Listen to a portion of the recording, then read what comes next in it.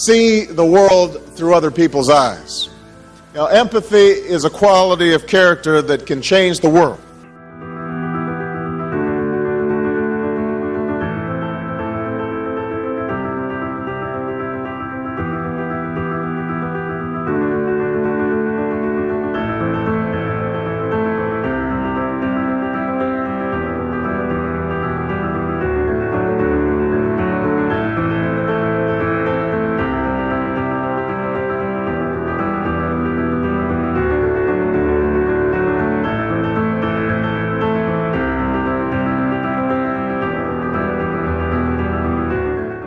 Unites people. Armies, gold, flags, stories. There's nothing in the world more powerful than a good story. Nothing can stop it. If you want to stand out from everybody else, you need to get into storytelling. Draw a different frame around the same set of circumstances and new pathways come into view. Welcome to ARTEFACTLive with me, Scott MacArthur, where we look at the art and science of story.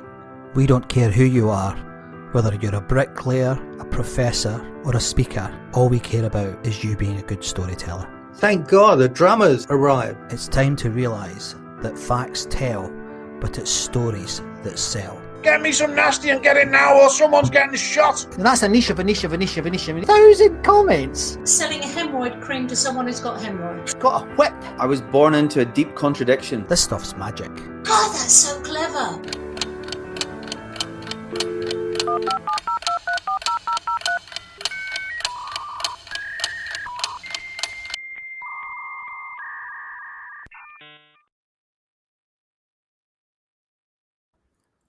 Well, hello everybody and welcome to ARTEFACTLive, where we look at the art and science of storytelling with me, Scott MacArthur.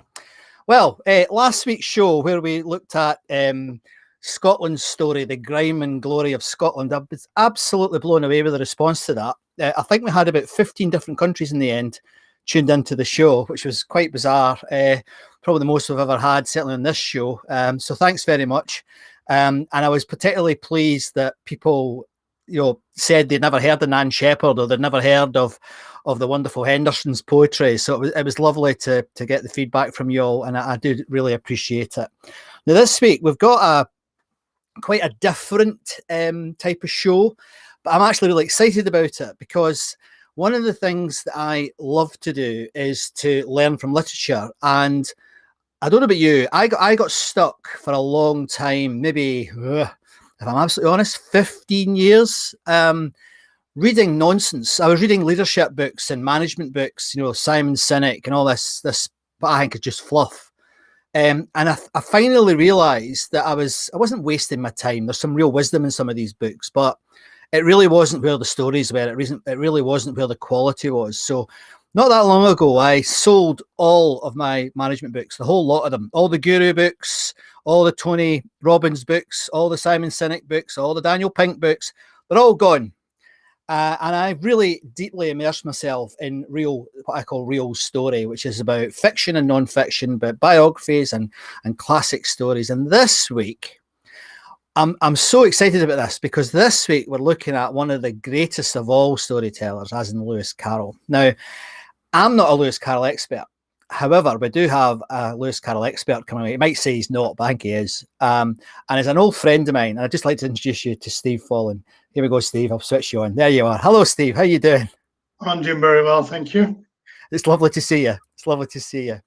Now, Steve, I've kind of given a brief, you can probably gather what I think of Lewis Carroll, but how on earth did you get into this in such a deep way? What is it about Lewis Carroll?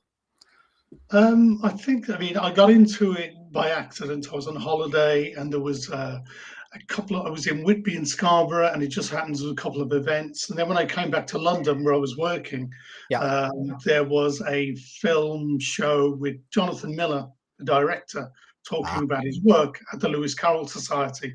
So I went along to that and then attended a few things. And when I was in Scarborough, actually, I read the books aren't very long, and I read them both in a day.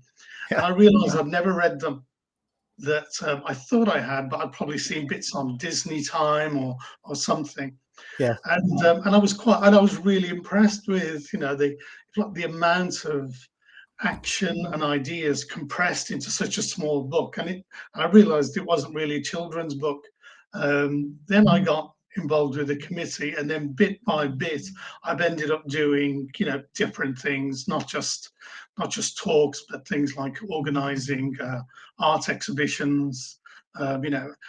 And actually, one of the very first talks that I gave was, you know, a little bit tongue in cheek, but it was about, you know, the topic today, the Yeah. influence of Lewis Carroll on modern management thinking. Yeah. Because a little bit like you, in my work, which is project management, technology, or whatever comes up, you know, I'm always trying to look for interesting examples that make the problem and the solution more vivid for, you know, for the client, if you like. But Yes. with Lewis Carroll, there are so many different ways of telling that story. Apart from the stories themselves, there's the evolution of the story. You know, lots of people say, oh, it started in Oxford. Well, you know, my take on it, and if we know about storytelling, it started when he was younger, when he was living up in Daresbury in the north of England. And now it's evolved into films, manga comics, virtual reality. There's treasure hunts that are going on. Right. And last year we were involved with the Victoria and Albert Museum. Now Right. they had a whole year-long exhibition, and when we were talking a little earlier, Chris Riddell has a new version of Through the Looking Glass out with new illustrations. So everybody keeps reinterpreting it either through the technology or through their own particular skills. And I just like to encourage it. Why is it, do you think?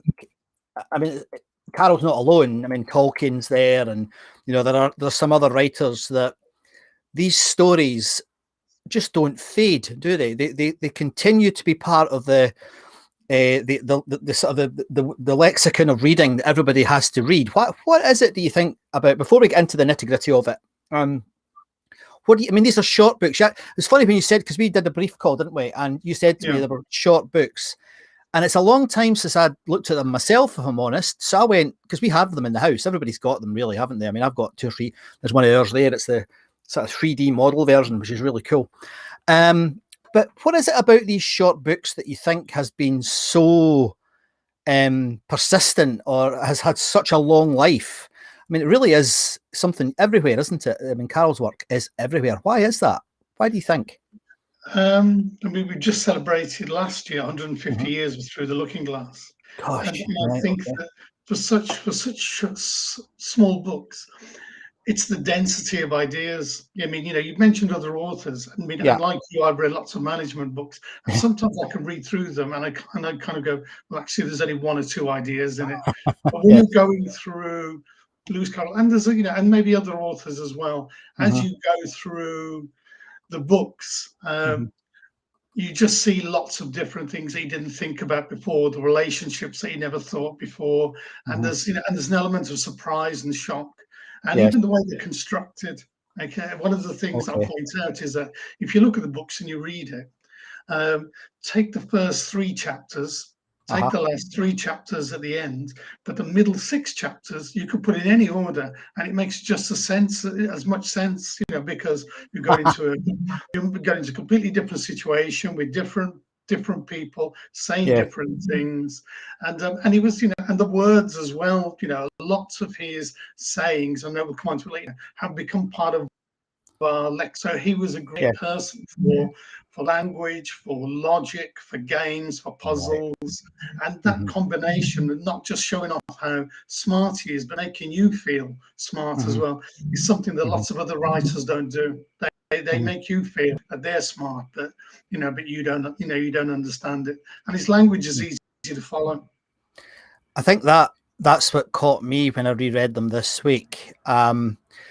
You and I, full disclosure, we've known each other a long time, haven't we? We've probably known each other 20 years now, because of we worked together. Then it's been 11 years since I came out of the corporate world, Steve. So it must be 20 years we've known each other. Yeah. And I think when I think back to life in the corporate world, it's quite complex a lot of the time. Sometimes it's too complex, over complex. And I think certainly when I reflected on reading the books again, I thought, you know, this is really simple, but it's actually the simplicity is built on quite complex understanding, or quite deep, maybe that's a better word, deep understanding of human behavior. And there's almost, and I'm not a great Jungian reader, I'm not, I fell out with Jung at university when I discovered that he was basically crazy, but there are some, what he would call archetypes, aren't there, within Lewis Carroll's work, that I don't know what you think about that. I mean, I don't know anything about it really. I've only read them. I've never studied it like you have. But is that what helps? Is it the archetypes? You know, the Red Queen and the cat, or the whatever it is. What is it that, do you think, that helps us in the leadership world to really understand human behavior? Is it the archetypes? I think that we're able to hook onto it. I mean, and if I use a concrete example, I mean, even from yesterday, when you're speaking with people, sometimes you're always looking for a pattern. You're trying to speak, with an issue, you're trying to refer to something else. So so particularly if I think about Lewis Carroll, one of my own kind of things is that I regard the Cheshire Cat as my idea of the bad modern management consultant. All right. Right. Okay. Going around making strange references, but what does he actually do? What does he contribute? And I'm the only one who's done it. But again, the books were before Freud. They were written, 10 years, 20 years before Freud was going on about the subconscious. But subsequently, people have made the same point as you. There's one version of it that Ralph Steadman he did the illustration for, and he was saying that when people read it, this is why they like, is that it feels like what someone's written down is their dreams, something that they've thought of, or it was at the back of their mind, but someone's actually captured it on paper. Yes. And a little bit about the stories, and I know a little bit he was jumping into the top, is that when Carroll was writing them, you've got to remember that he came from a background where he'd been involved with the church. There was only a few big institutions in the world back in the 1860s, and then he went to one of the other big institutions in the world, which was the university. Now, the sort of people, let's be honest, the sort of people who are attracted into that, it attracts a lot of eccentrics and eccentric behavior. So, and the people who are surrounding it as well. So a lot of it, I think he was just capturing, what he knew, but putting them into an entertaining scenario. Right. Okay. Okay. So if let's look at some of the characters then, because there's one other question I wanted to ask you before we do that. How does a fella who's a project manager become, what is it, the chairman of the Lewis Carroll Society? Society. How did that happen? I think almost, I would say, through a process of elimination. I think that the nature, you've known me for long enough that, I tend to be, even though you've got different types of managers and some can be very theoretical and a little bit of strategy goes a long way with me. And so once I was doing a few talks, I was organizing things as well. And I'm a big believer in using the books as a way of promoting literacy and culture. Even recently, I was saying that it's a gateway. There are so many artists and illustrators and other people who use it as a catalyst, and that's what I want. And so, because I'm trying to do that and open it up as well, so it's not really just to specialist literature people or academics. I work with people. There's a guy, the president of the society, Brian Sibley, funny enough, he's also involved with the Tolkien Society. And he adapted Lord of the Rings for BBC Radio. So we've got people. So he did. Yes, of course. That's a fantastic interpretation as well. He's a brilliant, so I work with him really closely. Good grief. I didn't realise it was the same Brian Sibley. Obviously at the beginning of every episode it says his name. I didn't know it was the same fella. My goodness. Okay, sorry, I interrupted you. That was a bit of a shock there. I didn't appreciate that. No, I speak with Brian, WhatsApp him, quite regularly, and we're looking at, different things to do. So if I give an example, and I'm sort of a non-typical chairman of the society, if you like. Last year we did, we were talking about earlier on, a writing competition where we were encouraging people to write. Imagine there's a missing chapter, who would be in it, and we had entrants from all over the world. Wow. We had to whittle down the finalists. We had to create a special category for the under 10s because we never expected anyone who was under 10 to submit an entry. And the under 10-year-old even did pictures in her entry as well. It was quite, it was overwhelming. And Brian, and there was a couple of other people. One's a relative of Lewis Carroll, and another one is a lecturer at Kingston University. They're all hands-on. They got involved. They gave me lots of advice, and I like working with people like that. So so when you're doing things like that, very well, it's the difference between working with a group of motivated people, and if I'm using our business. Working with our business experience, working with a group of experts, who do it already. And so, we do lots of things. And even this year, we're trying to think of new things to do as well. So can I ask you just to describe a couple of the entrances, the people that what sort of chapters did they write? What did they come up with? The one who was under 10, their story was where Alice goes to school. And I'm still smiling about it now because I can see the pictures in it. Yes. And the teacher is the Mad Hatter. And the Hatter's giving her, is giving everyone's instructions to play up, behave badly. Yes. I'm just thinking, what a brilliant idea. Oh, that's amazing. Yeah. I love the fact that you got such a big response for the first thing.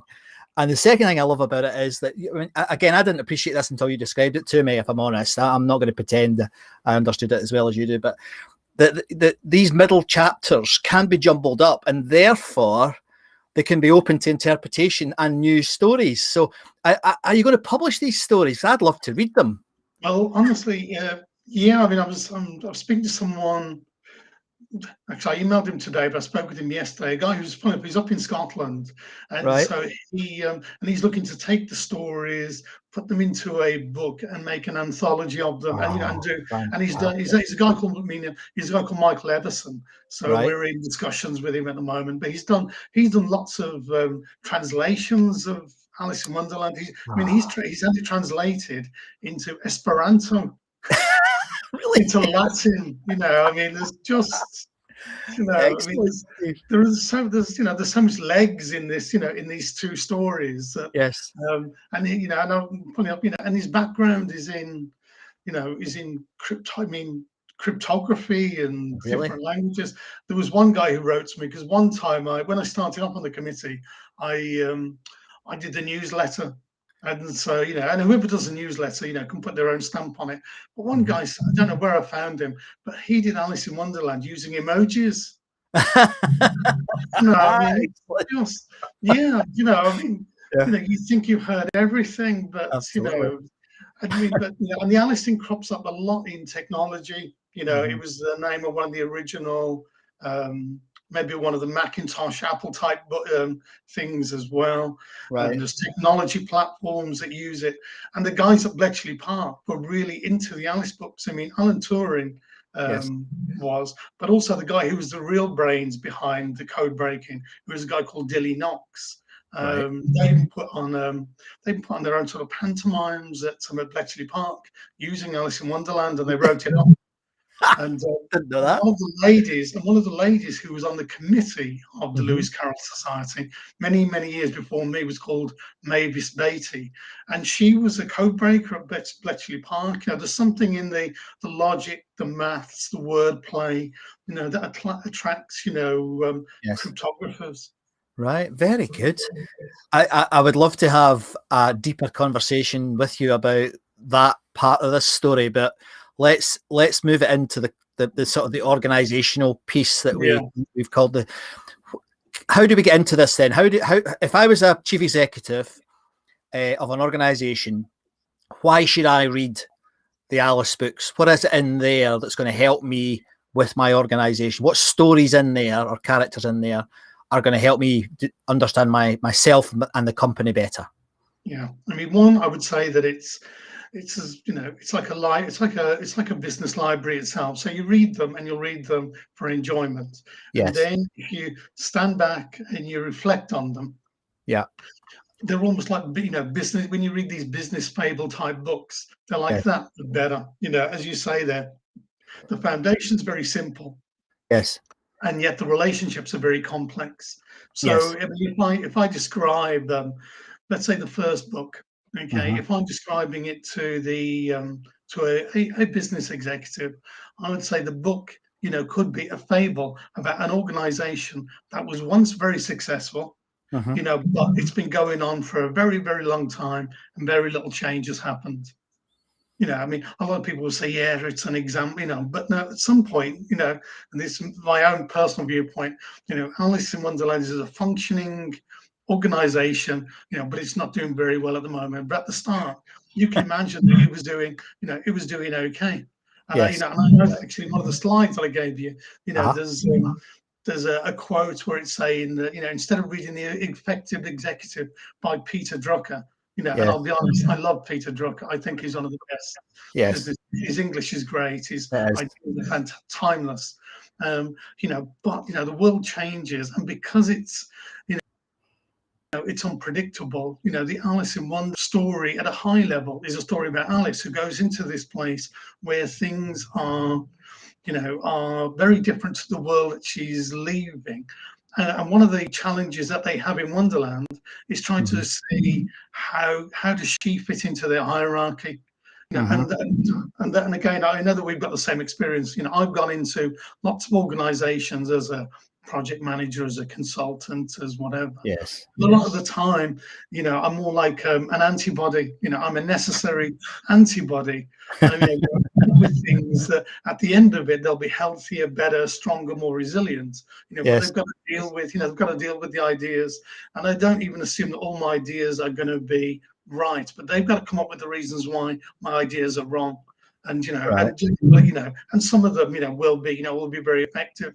And Alice Yes. has the same challenge. You know, she's there. And if you think about the story, she's the only human being in the story, and they're Yes. trying to work out, you know, where does she sit in relation to all of the animals who can talk, you know, all the playing cards as well, and you Yes. know, they're all, you know, and you know, they're all giving her a bit of grief really because they you know, they've never seen a human before, and Yes. they don't know, you know, what to do with her or where to place her.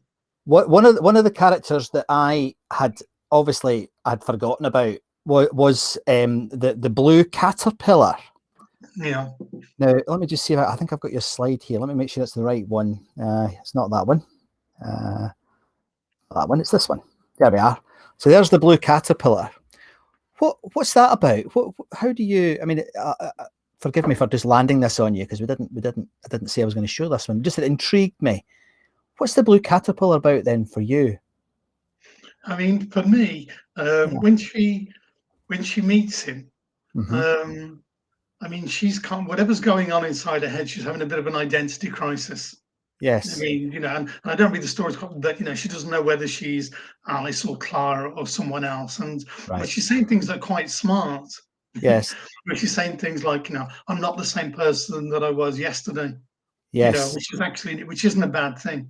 You know, and so when she's having this quite complicated discussion, you know, with the caterpillar, you know, it is about, you know, who she is, you know, and you know, so when we're talking in an organizational context, you know, some of the themes that come up, you know, is about your identity, you know, your Yeah. personal identity, you know, the Yes. identity of the company, what's the brand, what's the reputation, you know, things like that. And I've worked for companies, you know, where we've, you know, and most of the companies actually I think about that I worked with, you know, and I'll mention all the ones that I liked working with. You know, I mean, I worked with BP, for example, who I Yes. think, you know, who are a fantastic organization and do Yes. so many things right, and they really take care of their employees. And you Yes. know, and despite what people may think, you know, are really, you know, careful about, you know, about this, and with software companies as well. You know, when I was working with you know, some of the software companies, such as Nantucket Corporation and Fox Software, who are you won't know now. But they were really, they were newcomers on the block, and they were young and vibrant, and they really gave off to, and they did lots of things to, to support the image that they had in the market. So this whole brand, I mean, if you look at, say, Tom Peters, a lot of his work is about branding as well, and so, and so this thing, I mean, and actually, I do tend to segue a lot, so I'll apologise. That's all right. I mean, so even Lewis Carroll, when he was flogging the books, okay, he was one of the first people who included in his books pieces of paper, or bits of marketing to sell other books. So he was doing cross marketing, and even the Alice ideas. He was also producing things like Alice postage stamp cases and things like this. He was a real product marketer, before we had such things. It was, I'm trying to think of the right word. I mean, before, in those days when books were sold, they came in brown wrappers. Yes. So he was the first one to actually have a sleeve around his book, and he worked closely with Macmillan, who were still the publishers for the books. And there's even a book about his relationship. I mean, it's quite funny, his relationship with Macmillan, because remember, when he published, he was unknown. He was an Oxford don. So, in those days, you self-published, okay? Yeah. He was using his own money. Yes. I didn't appreciate that. What's that? I didn't appreciate that, Steve. Didn't know that. Yeah, I mean, if the books hadn't been successful, I don't know what he would have done. He would have lost a bundle. I mean, he would have been serious. He would have been in serious trouble. Right. Okay. But he managed to get Sir John Tenniel, who was a well-known illustrator, to illustrate them, and not the first version, because he did his first set, and his first set of drawings he did himself, were pretty bad. You'd it would be like me and you having a go. It was okay, but it was, he was no John Tenniel. Yeah. And yet, when he was a bit more confident, he was, he would be there giving, Sir John Tenniel grief about, some of the drawings, and the publisher as well. So he was, his relationship with the publisher, he was, he would use it because when he liked to come up to London. One of the reasons why the books are the way they are is that Lewis Carroll liked the theatre. So, so he liked coming up to London, because if he was in Oxford and he was caught going to the theatre, that would be a bit of a no-no, as he was a reverend and in Oxford as well. So he would come up to London, we go to the theatre, and the Alice and the Looking Glass stories are very theatrical. They're like scenes from a play. And if I kind of give you a bit more, at one point he was trying to work with Sir Arthur Sullivan of Gilbert and Sullivan play of fame to get Alice in Wonderland put up on the theatre. But it never happened because they both couldn't agree on money. A lot of people will portray him as a kind of a saintly figure. He was quite, with all his marketing nous, I think that he had his head screwed on for business as well. Right. Okay. Well, before we have a look at your artifacts, Steve, one final thing that I mean, obviously we'll come back to Alice, but what's your favourite character of all the characters? What's your favourite character and why? I like the Queen of Hearts. Yeah. Okay. Right, okay. Yes. And why? Why do you like Queen of Hearts? There are lots of sympathetic characters, okay, so people can kind of go, Alice and blah.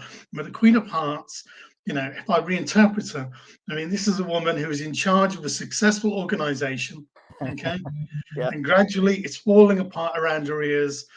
She's got the playing cards who are painting roses that should have been painted the right color, and and she can't even, and even when she wants people's heads cut off, they never get cut off in the end, because the King of Hearts countermands her orders behind her back. So I feel a bit sorry for her.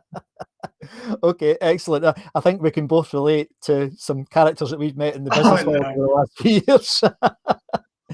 So I hope you're finding this as interesting as I am, and I think it's quite a lovely perspective. But just to remind you, you're watching Artefact Live with me, Scott MacArthur, with my guest, Steve Folan, where we're looking at the impact or the importance of the Lewis Carroll novels in the contemporary organisation. So let's have a little look at Steve's artefact.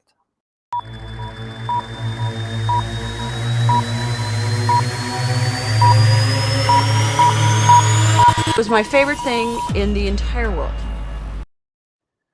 Right then. Oh, what do we have here? So what you've got here, I'm just trying, is a picture of my dad that was drawn. Okay, and it's not that Yeah. I'm particularly sentimental about him. Yes. I'll put it down now. It's actually because I don't keep that many artifacts, but this one we've kept, Right. despite a couple of house moves and moving it from Birmingham. And when I see the picture, I actually know where he is when that picture was, it was taken from a photo, but he would have been in the pub in Birmingham where I spent obviously a lot of my youth. And both my parents were Irish. So when we were in Birmingham, I associated very much with storytelling. So I think I was mentioning earlier on that quite typically for an Irish person in Birmingham, the pub was like Facebook plus Twitter, multiplied to the power of 3. Okay. Everything, you got work there, you found a new job there, and you practice your storytelling there as well. You made up stories about yourself, you made up stories about everybody else, and you listen to everybody's stories as well. So if so if I imagine like a Saturday or a Friday evening after we'd been paid, because my dad was a builder, people would be coming in from lots of different places where they'd be working. You wouldn't have seen people for a while. You want to know what they were working, where they were working, and they would tell you about their bosses. And if, for example, I used an example with my dad, even when I was older, I'd go back to Birmingham, we'd meet up, we'd go to a pub in Digbert or Borsal Heath, but for anyone who knows the area, very heavily Irish focused. And we'd sit down, we'd watch the football on the television, and the first topic of conversation from my dad would be the strange behaviour of the English people. Okay, and he lived in England for more than 50 years, and the topic would be how strange they were. And I just didn't want to tell him that, Dad, you're more Brummie than I am. And he would just like saying, and they do this, they do that, I'd be laughing inside, but then you'd meet other Irish guys as well. Yes. And they would just add more and more on top of it. That Yes. that the Birmingham person was a rare breed of person, and the things that they do and how different it was in Ireland, and it was just and I really and if you didn't have a story, the one thing is that you had to be a good story. So if you wanted to be drinking at all and be in company with anyone, you had to have your own set of stories and to be able to stick up for yourself. Because then when I went back to Ireland and I'd be with my other uncles, let's say in Kildare, a different part of Ireland, if there was 3 people, you would expect at least an argument. With 2 people, no, you just have a drink and a chat. With 3 people, you could have an argument because then 2 of you can gang up on one. And Right. you could pick any topic. I can remember my Uncle Michael in Ireland, and I would be joining in an argument with him, and he would be just like arguing about where he was born. Okay, you'd think that you can't argue about that. He would argue about where he was born, in that the area might have changed the boundaries. So he was no longer born in Robertstown, he was born in Kyle Dove. Right. And the guy would be going, no, they didn't, where you born? He said, but they've changed it. So now I was born there, but now I'm born somewhere else because they've changed the boundaries. And I really don't know where, but then if you join, if one person's losing too much, then someone is expected to join the other side and then pick on you because you're doing too well. And the idea is to keep the argument going for as long as possible. And actually, because I was thinking about it a little bit before, because when I was in Birmingham, sometimes you would see someone who you didn't particularly like, and you would actually like to see them because you knew you'd have a really good argument with them when they came into the club. And I was thinking how poor Twitter is as a substitute for that type of argument, because you learned how to, because you would be arguing against someone who would be 20, 30 years older, with far more experience. And so you would have to be quick on your feet. You'd have to be respectful, because also if they'd also have 2 hands as well, so I could hit you around the side of the head if you were too cheeky. And so it was a far more engaging set of arguments you would have when you would just have on Twitter, which is quite generally quite childish compared to it. And I was thinking about it when you were saying that about the storytelling, and we did a lot. And another example I was thinking of, and the stories didn't have to make any sense. because you'd have to distinguish, between a rumor, because it wouldn't be gossip, but it had to be rumor. And I mean, for example, and this might not make me know, but on the building side, for example, I remember one time someone started this story. There was only one English person, I think, we had out of maybe 30 people working on this building project we had in Birmingham. Yeah. And he was obviously very senior, and he was some sort of architect. You never really asked. You did your work and you tried to not attract too much attention. But anyway, somebody started a story saying that so-and-so, let's say his name was James, had been going around asking everybody how much tax they paid. And obviously this was a very touchy subject. And so everybody would be there having breakfast in the morning, and then this story started. So the problem is that poor old James didn't know this. Anywhere he was walking around in the center of Birmingham, everybody would be disappearing to try and avoid him. And it wasn't true. Me and my brother would know this, and we were the youngest people probably who were part of the troupe. But everybody else would repeat it because it was such a great story. And it was such a good story that you couldn't waste it. So there was a whole different attitude towards storytelling. And actually, when I compare it now to modern journalism, actually, we were quite good compared to because we were agnostic to whether it was true or not. It just had to be good fun. Yes, you've really touched on, and that's lovely. Thank you for sharing that artifact. And I think everyone, if you're watching Steve there, you see how his face changed when he put the artifact down and started to tell the story. It's such a great example of how helpful artifacts are to help people remember stories and share their stories. It's a great example, Steve. So thank you for sharing it with me. But let's talk about the serious side of this. I mean, I worry. I don't know if you share this, I suspect you do, but I worry that particularly in a certain strata of people at the moment, we are afraid to have an argument. You are actually almost scared to say, I don't understand this, or I don't agree with that, or I'm unsure about that. Things seem to be polarizing a little bit. Well, quite a big bit, certainly amongst a certain strata, not with the general public, but a certain strata. Do you think that's because of social media, or have you any perspective on it? I mean, it'd be too easy to blame it on social media. Yeah, I agree. But I think that there's a certain level of, let's have a look. I mean, my own take on it, there's a certain level of personal responsibility. So in the sort of work that we did before, if you're sort of grading some of the consultants, and obviously we both think that we were great. Of course. But one of the reasons, if like why we lasted so long doing what we did, is that I wasn't afraid to say, I really don't know. I'll go away, I'll read up about it, and what my skill was more coming up with and the reason why I got so much work doing it was that sometimes some of these new things, there isn't a ready-made solution. And actually, even the ready-made solution can be wrong. Because best practice is actually more common practice, and often it has to be customized. So I'm quite happy not understanding, and working with people who don't understand a subject, who will put in the hard work, to get their head around it, and come up with a new solution. So, and one of the things, and I will dismiss, lots of things, as you say, from that strata, is when I suspect that people are kind of taking an easy ride, and just going on received wisdom. And it's very easy, particularly in business, when there is so much material around, that you can say that best practice is, and then you don't have, I haven't had the epiphany that you have had and thrown away all of the management things, but I certainly kind of reduced my exposure to things like, and I hate to say it because I used to love it. It used to be gospel. The Harvard Business Review, for example. Because I think that some things can't be condensed to seven ways of doing anything or bullet points, and there is, and there's a kind of tension between good and bad.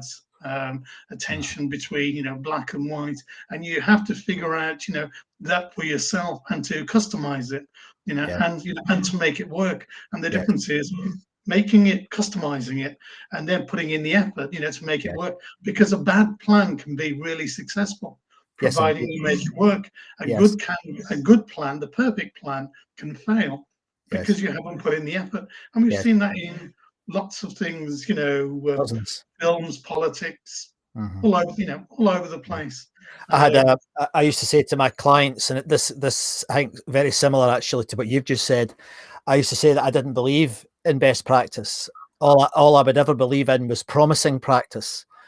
So there may be something that you could learn from, that you could develop, you could use in your own context, but it's got to be developed to work in your context, or it just won't work.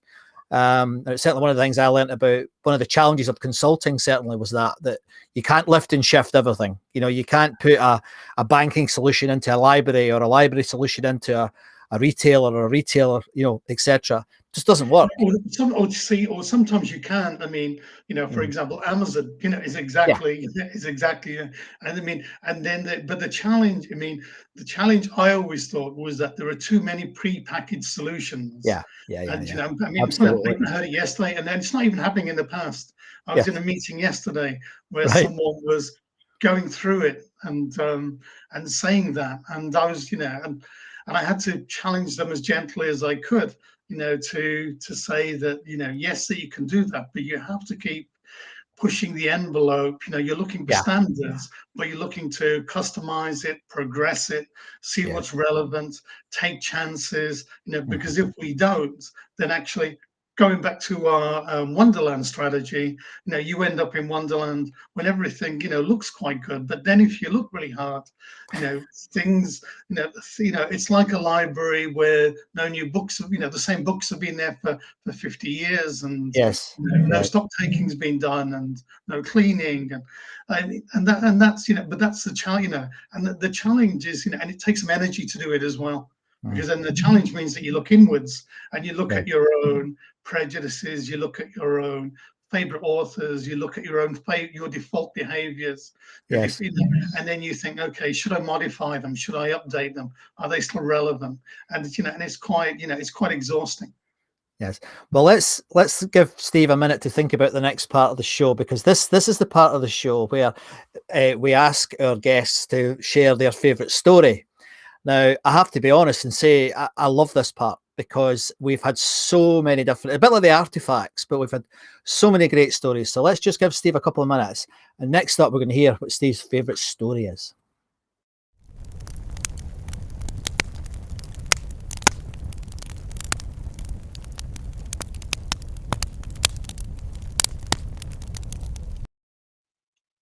Right, now, let's have a look. Where's Steve gone? He's off to find his favorite story. Let's do it. So last week, I shared my favorite story, which was about Scotland. And I've had some amazing feedback about it. It was a different story. People hadn't heard the story before. And if you didn't watch last week, you can go onto YouTube channel, www.youtube.com/Scott MacArthur, and you'll see episodes 60, The Graham and Glory. So let's get Steve back on. Hello, Steve. So tell me, what's your favorite story, piece of music, poem, whatever it is? What's your favorite? The favorite story is The Big Sleep by Raymond Chandler. Ah, right. Okay. Why is that?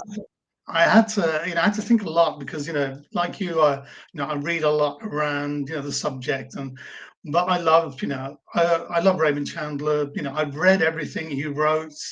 His style is fantastic. If more business and academic writers could write like Raymond Chandler, I might be motivated more to read them. And The Big Sleep is fantastic, and actually all of his stuff is fantastic. But The Big Sleep in particular, because it's actually it's a Knights of the Round Table story brought up to brought up to date. It's got morality in there, psychology, relationships. You get a sense of the time and place of Los Angeles. And he was, and he himself was an interesting, individual. At one time, Raymond Chandler, he went to Dulwich Grammar School. Right. Raymond Chandler in England, and he was an oil executive for a while. Was he? He wrote poetry. And and and obviously, and he wrote a series of these books that were made into fantastic films with Humphrey Bogart, Elliot Gould, Robert Mitchum. They're just fantastic. Fantastic. Things to be involved with, and just like and the writing is compared. I mean, like the Alice story, is unpredictable as well. I mean, I like to read thrillers. I think that they are great ways to read about the sociology of time and place. And I mean, in modern authors, I mean, a Scottish author, I love Ian Rankin. I wait for every single Ian Rankin book to come out because Rebus is just a phenomenal invention and has evolved over time. And in Germany, there's a guy, Volker Bruch, who's written Babylon Berlin. They're just, and they're just the same. In England we had Philip Kerr, who wrote about books, a German detective, very similar to Raymond Chandler's Detective, set before, during, and after the Second World War. And what's great about these particular authors is not just the crime itself, which sometimes can be quite incidental, but it's the story they tell you about the people they meet, how they're reacting, and how they, and how they resolve it. And I just, I love the way that they write, and I think that even when I was, and I'm still, in the consult business, and when I try and write anything, a report or an analysis, I try and make it as direct and to the point, as these guys have done, and show, and show not just but also, how things could happen, what the options are, Do you know, there's something that I've really enjoyed I hope you have the last 50 minutes now. I've really enjoyed it. But one thing really strikes me about you, Steve, is that you're very, very passionate about these stories.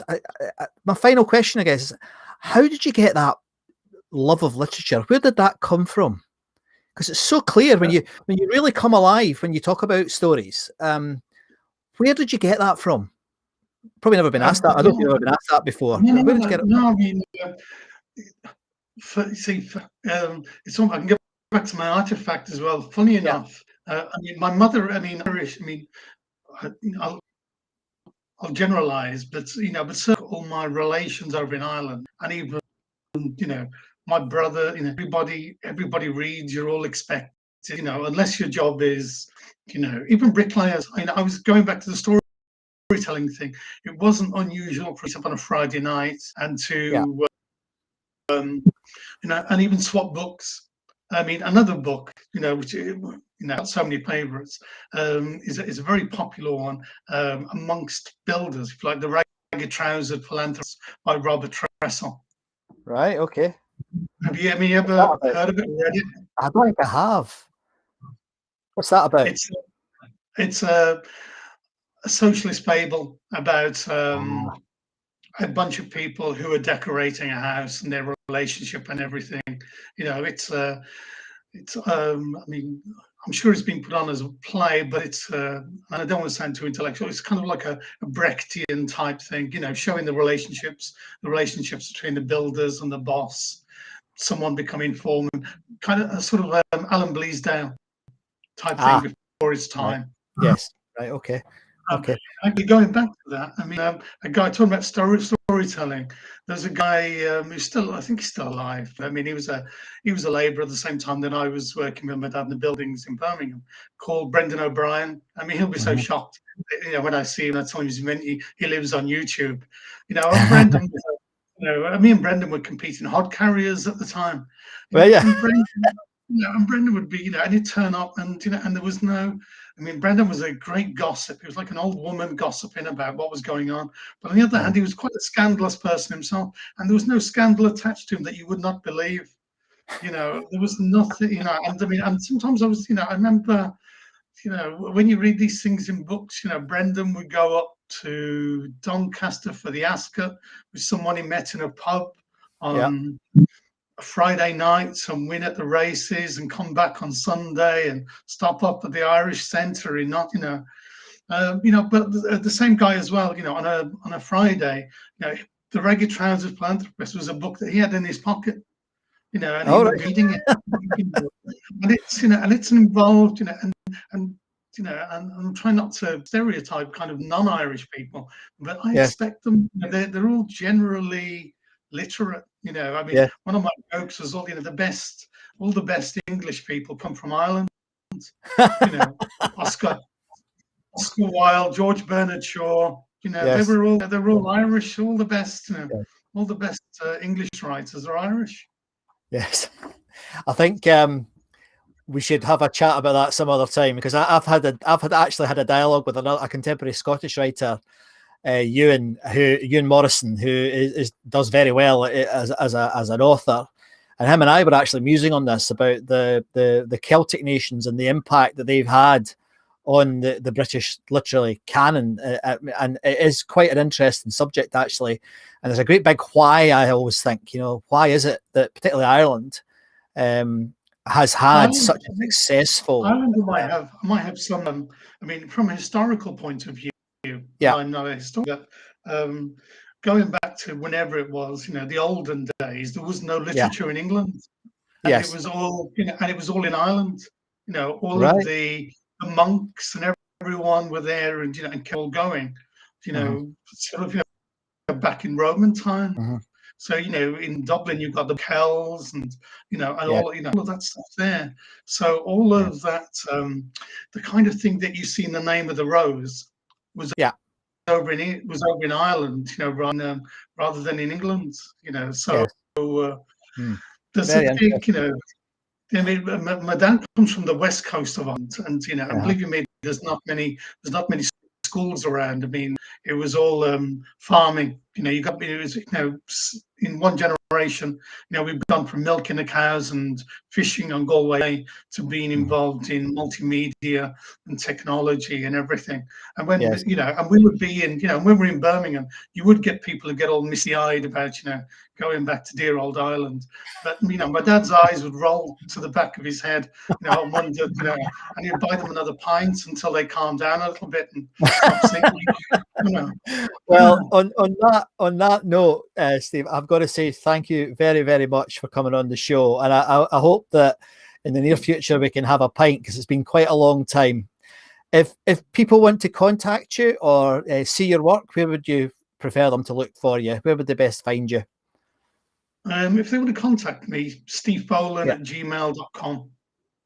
Fabulous. And of course, we've got the URL of the Lewis Carroll Society here at the bottom. Yeah, exactly. You know, if you contact them, you know, then people contact me. You know, if it's relevant. You know, the secretary's really good, Brian Sibley. You know, it's a team effort, and you know, and they do a lot, and we're trying to do even more as well.